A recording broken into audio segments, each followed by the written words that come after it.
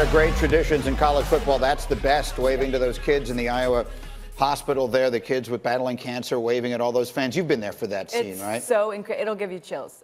Even just watching it gives you chills. College football is almost back. I can't wait. Look, the college football's around the corner. The NFL is right behind that, and we are ready for you on a Football Friday this morning as we come to you live, as always, from the Seaport District at Pier 17, brought to you by Chase. And here's the menu for hour number 2. We're getting up with the NFL, a busy night, and the quarterback's in the middle of it all. Kyler Murray, game number 2 for pick number 1. One major problem. We'll tell you what it is and how they fix it. Plus, Sam Darnold continues to impress. We'll show you why fans of the Jets were out of their seats watching this last night. And then Dwayne Haskins continues to be sort of a mixed bag for this rookie. Is he making a serious statement about being the starter in D.C.? Rex answers that and more as we get up with you starting right now. And we begin with the Arizona the Arizona Cardinals, Sam. Thank you. Actually, no, thank you. Kyler Murray last night, so good in his first preseason game, but a little different defensive look last night, Jordan, and he struggled with it. Yeah, they really struggled with pressure. Obviously, this is what you're going to see a little bit of, the zone read. You're going to see him use his feet.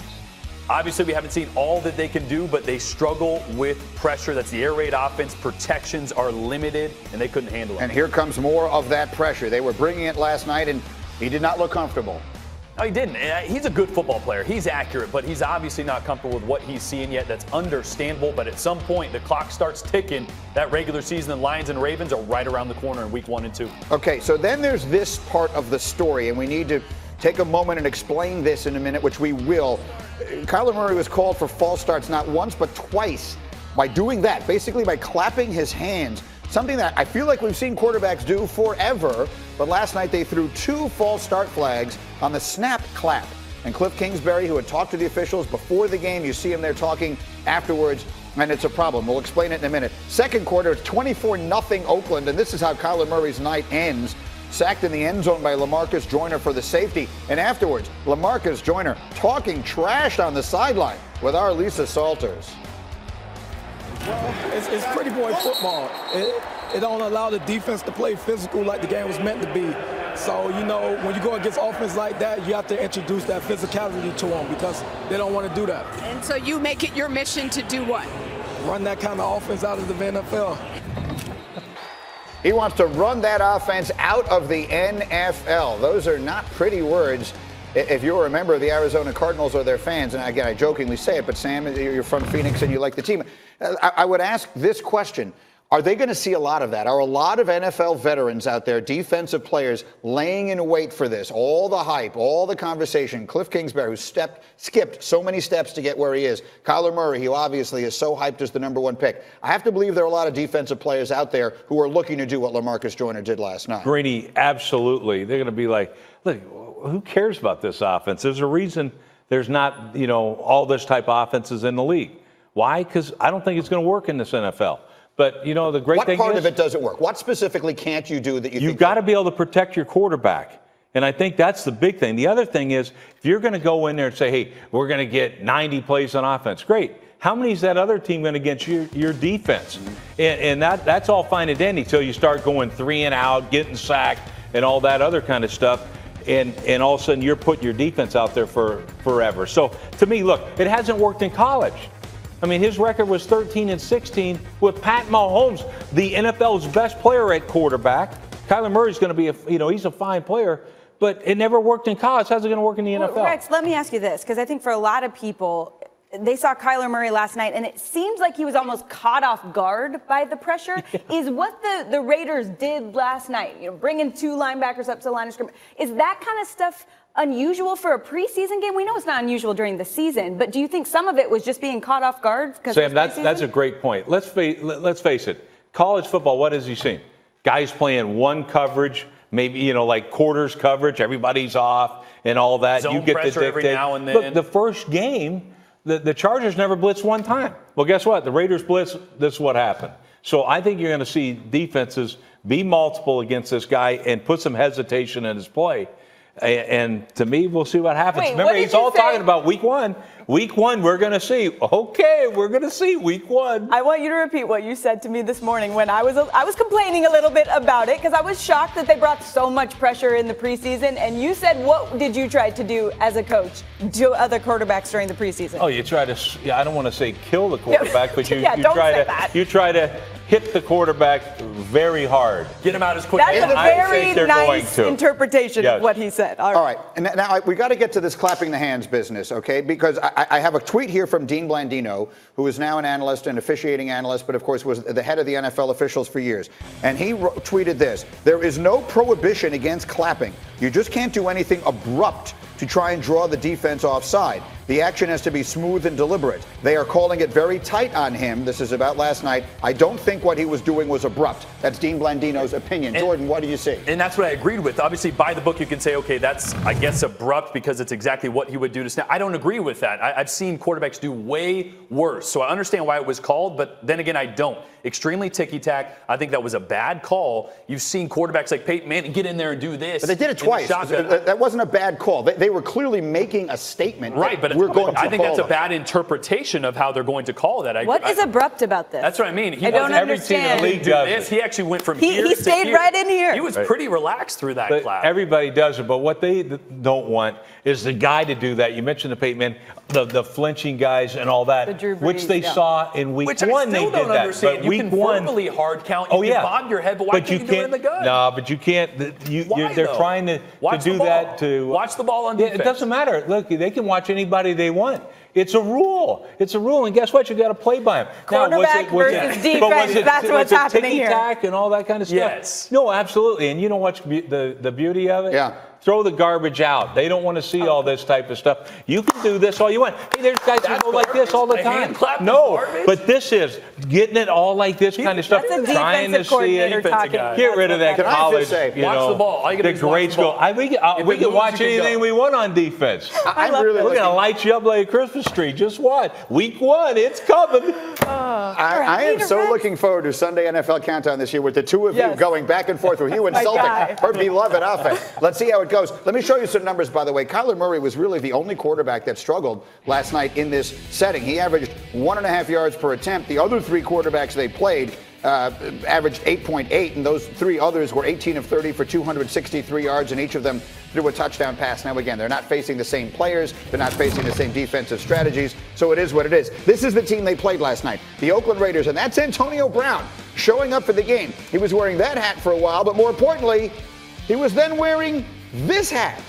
How about that? He found himself a helmet. He didn't play in the game, but he warmed up and he was on the sideline and he was wearing a helmet, and I guess that's good. And then the Raiders offense, Jordan Rodgers looked pretty good. I mean, Josh Jacobs is unbelievably dynamic. He's been good running downhill. He's going to be good out of the backfield. He's exactly what Gruden needed to run the balanced attack that he wants to, and Carr looks good. Derek Carr threw 2 completions last night. You're going to see them both. That was one up the sideline, and then here's one on the other side to Ryan Grant for a touchdown. A small body of work, but we forget just how good Derek Carr was 2 years ago when he wasn't getting blasted because he had Swiss cheese in front of him at the offensive line position. Raiders will wind up winning the game 33-26, and afterwards, John Gruden happy to have AB back.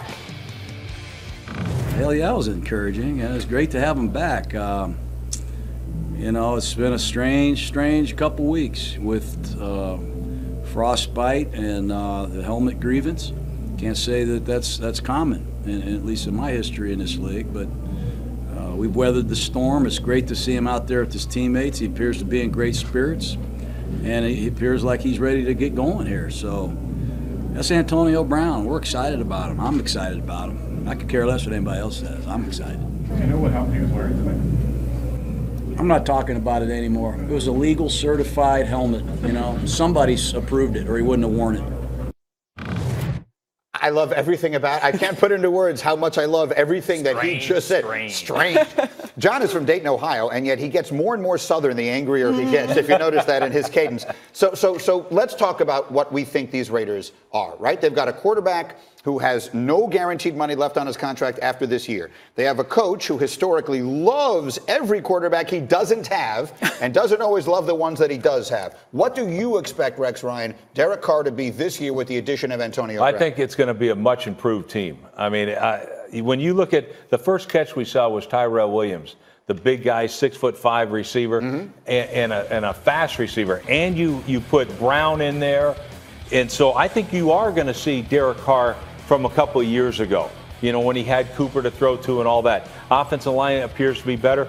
I love the addition of Jacobs as well as a running back. So I think this offense can be much better. And then they have this young talent on defense. So I think this team's going to be much improved. You can't play the game on your back. And Derek Carr, the good thing about Antonio Brown is I think he's hungry. I think he's realized that he was a distraction at times. Whether he agrees with it or not, I think he's turning that leaf. He was positive on the sidelines. But more importantly for the Raiders, they can evaluate Derek Carr. He has a playmaker. Now you're going to be able to say the offensive line's better. We gave you a playmaker. We have a dynamic running back. Are you going to be the guy or are you not going to be the guy?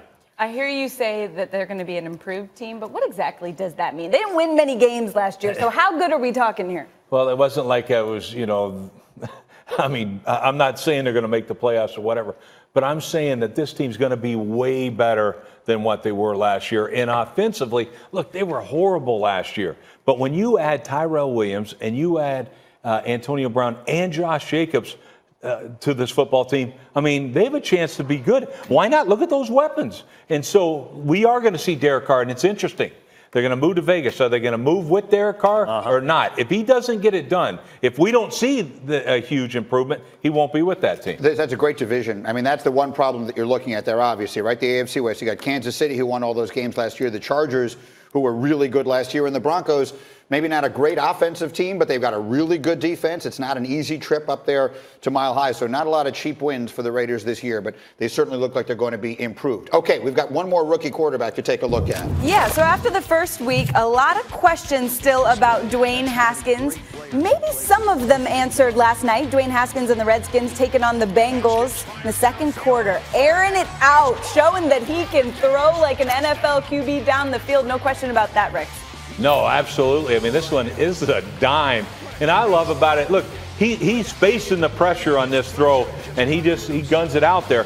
And you realize how difficult a throw this is? Yeah. I mean, this is an amazing pass right here, but those are the things to get excited about. Yeah, those are the flashes that Jay Gruden would talk about later. He did struggle later in the game, though, 3rd and 3 in the gun.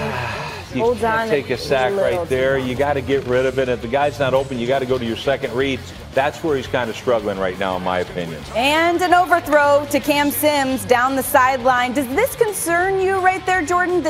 Are you seeing something that is notable, I would say, in the preseason? You'd love him to hit those, but I'm more encouraged that he looked off the safety there and the ball is going to the right place. We can fix some of the physical mistakes with him. It's about, is the ball on time and is it going to the right place? Because he's got all the talent arm-wise. And then that's ruled a fumble right there. Bengals win 23-13. And here's Haskins after the game. I just play. I'm not really conscious of making the same mistake twice in the moment. I mean, before the game, I'm like, all right, I'm not going to throw 2 picks again. So, I mean, that's what I thought, and I didn't, so I was good. I think I was just a little bit more settled down this week than I was last week. I felt like I was more in my element today. Dwayne shows flashes. There's a couple balls that he probably rushed a little bit. I think he missed a couple shots. He rushed a little bit, didn't put enough air on there, but this is all a process for him. It's fun to watch him right now. He's just a work in progress. He's going to continue to get better and better. Well, Rex, you've got the inside scoop there, right? So we're going to talk to you a little bit about what you're seeing there. But Haskins has certainly looked like a work in progress through 2 games this preseason. Out of 43 quarterbacks with at least 15 attempts, Haskins ranks 33rd in completion percentage at 54. Those chunk plays have been good. He ranks 9th in yards per attempt at 8.3. All right, Jordan, what'd you see last night from Dwayne Haskins? Again, first preseason, I saw the ball going in the wrong place. Yes, he was inaccurate, but more importantly, he was thrown into man coverage when he didn't see it. He was thrown into triple coverage when he didn't see it. Last night, yes, he missed on a few, but the ball's going to the right place. He evaluates the blitz is coming. Nope, this isn't that play. So what I like here is they're not blitzing here, but the ball's coming out where it needs to. He recognizes the zone coverage. He's got free access to the field side, gets the ball out quick. That's an easy throw, but more importantly, it's the evaluation. This is the one I love. Not only does he have pressure on him, but he notices that the safety is even. Rex, offensive guys love to say when it's even, he's leaving. He let it go early with anticipation. It's the recognition. Not only he threw a dime on a scissors concept here, but he recognized the safety was flat-footed.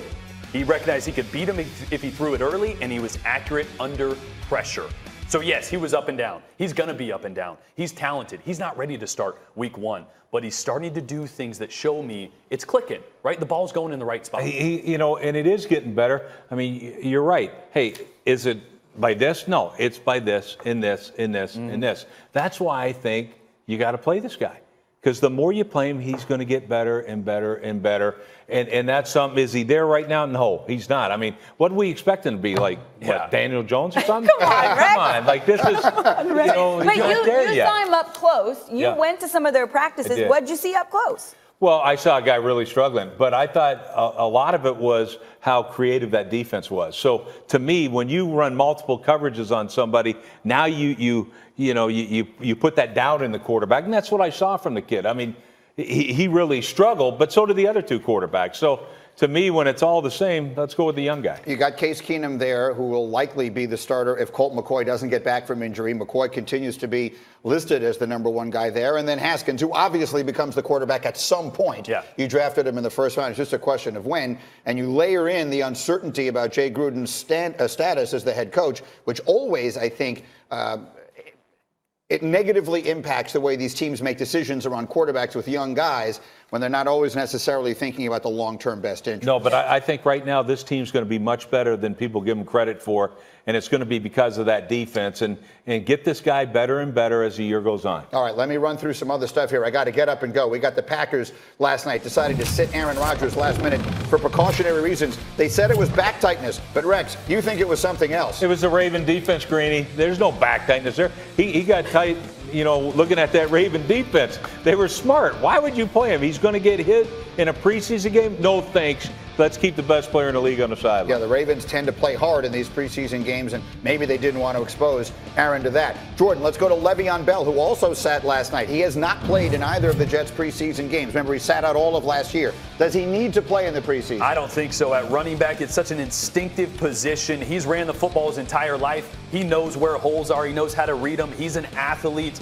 I think it's good. Rest him, save him for the season, watch Darnold progress, and then add that element, and it's only going to be that much better. Me too. And remember, they have a nice 1-2 punch at the backs there with Montgomery now, who can pick up some of that slack. He's a good player. He's looked good in the preseason.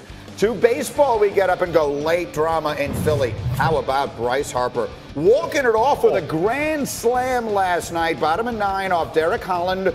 That caps a 6-run rally, and the Phils win at 7-5. Coming from behind to finish off a 3-game sweep of the Cubs, Harper has 7 home runs and 15 RBIs in his last 12 games. And get up and go to golf. Tiger Woods up and down yesterday at Medina, shot a 171 in the opening round of the BMW. Despite that showing, he is still 6 shots back of the leaders. Everyone was shooting good numbers yesterday. He's just tied for 50th place. He likely has to finish no worse than 11th in order to qualify for the season-ending Tour Championship next week. Get up and go to basketball. This was awful yesterday. What you're seeing there is video of DeMarcus Cousins getting hurt playing pickup basketball in Las Vegas yesterday. It is a torn ACL in his left knee. You know about the injury history. He is now down and probably out for the entire upcoming season, and there was reaction across the sport yesterday. Obviously, to have this injury, I'm really at a loss for words about it. It's one that really hurt me for sure. He's been through hell the last couple of years between the Achilles and the playoff injury with his quad and now the ACL. Nobody should have to deal with that in such a short period of time. So we're all thinking about him. Everybody in the gym was talking about it today. Definitely hoping for the best for DeMarcus, but we're all just demoralized for him. It breaks my heart, man. DeMarcus is such a good guy. He's one of the best bigs I've ever played against, ever. He's amazing, and to see somebody like that get hurt and fight, come back, get in shape, lose weight, do all this stuff, and then get hurt again, man, it's heartbreaking, honestly.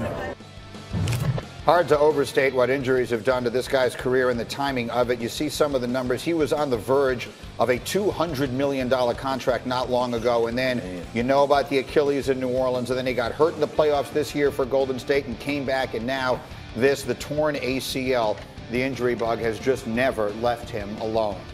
A remarkable story yesterday with a happy ending involving racing legend Dale Earnhardt Jr. He and his family were involved in a plane crash. Their small plane rolled off the end of a runway and caught fire after landing at an East Tennessee airport. When you see the pictures and the video that came out of this, it is bordering on miraculous that no one was more seriously injured. But the good news is that no one was. Everyone on board, including Dale, his wife Amy, their 15-month-old daughter, and 2 pilots, all escaped serious injuries, suffering only cuts and abrasions. His manager says the family headed back to their North Carolina home by car. The National Transportation Safety Board is currently investigating the crash. Again, the wonderful news there is that no one was seriously hurt. We have much more to go in this hour here on Get Up. It is August, so Jet fans are excited about their team. You're going to want to hear why Sam Darnold's play is reminding someone of Tom Brady.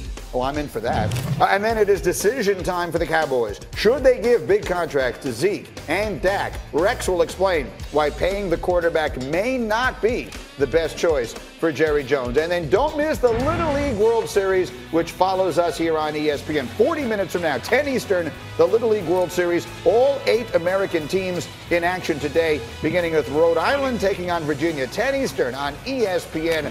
Don't miss all the fun. And you can also watch live on the ESPN app.